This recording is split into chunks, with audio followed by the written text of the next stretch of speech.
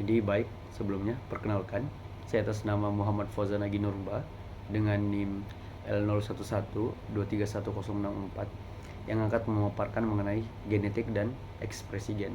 Jadi yang pertama itu, apa itu genetik? Jadi genetika adalah bidang ilmu biologi yang mempelajari bagaimana sifat-sifat suatu makhluk hidup yang diwariskan dari satu generasi ke generasi selanjutnya. Nah, genetika ini menjelaskan mengapa setiap individu ini memiliki ciri-ciri yang berbeda dengan individu yang lainnya.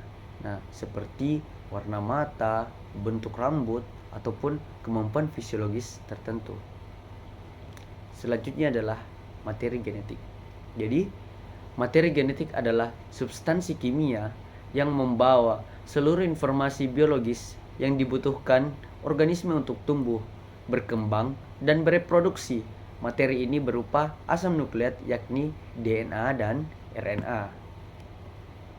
Nah, selain itu adapun struktur DNA. Nah, jadi DNA ini memiliki bentuk struktur double helix, yaitu dua nukleotida yang berplin. Setiap nukleotida terdiri dari 3 komponen, yaitu gula deoksiribosa, gugus fosfat, dan basa nitrogen yang terdiri dari A atau adenin, T atau timin, G guanin, dan C itu sitosin. Basa nitrogen berpasangan secara spesifik A dengan T dan G dengan C, sehingga memungkinkan DNA mereplikasi dirinya dengan sangat akurat. Urutan basa inilah yang memuat seluruh informasi genetik mirip seperti huruf-huruf dalam kalimat. Nah, setelah itu kita lanjut, yaitu apa itu gen. Jadi, gen adalah unit pewarisan paling kecil yang terdapat di dalam DNA.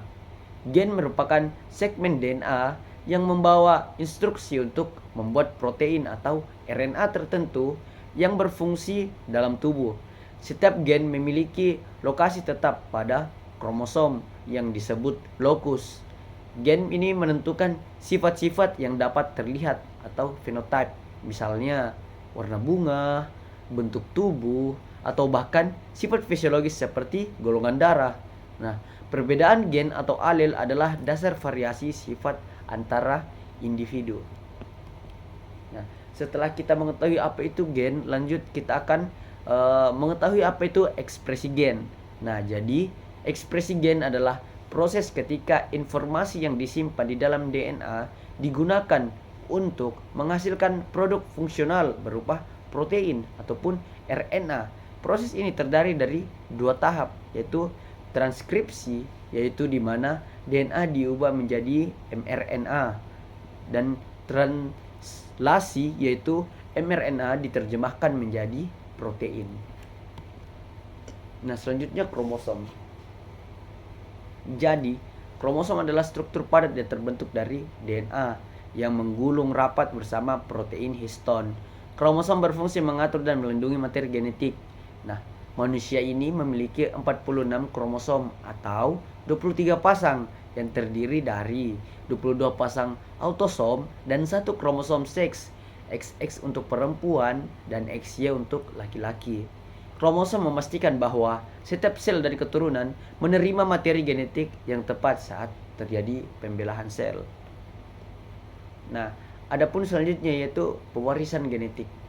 Jadi, pewarisan genetik merupakan pewarisan sifat mengikuti aturan dasar yang ditemukan oleh Gregor Mendel dalam pewarisan genetik, di mana setiap individu menerima 2 alel untuk setiap gen, satu dari ayah dan satu dari ibu. Alel dapat bersifat dominan atau resesif, sehingga kombinasi keduanya menentukan sifat yang muncul.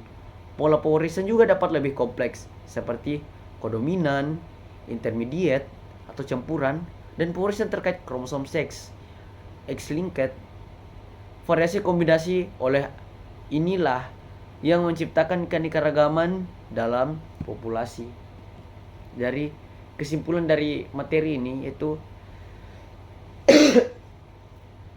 genetika merupakan ilmu yang mempelajari bagaimana sifat suatu organisme diwariskan dari generasi ke generasi melalui materi genetik. Ilmu ini menjelaskan bagaimana informasi genetik disimpan, diatur, dan diekspresikan sehingga membentuk karakter suatu individu. Selain itu, genetik juga berperan dalam memahami variasi biologis yang muncul dalam satu spesies yang terjadi akibat kombinasi gen, mutasi, serta pengaruh lingkungan. Dengan demikian, genetika menjadi dasar utama untuk memahami keragaman makhluk hidup dan mekanisme pewarisan sifat secara ilmiah.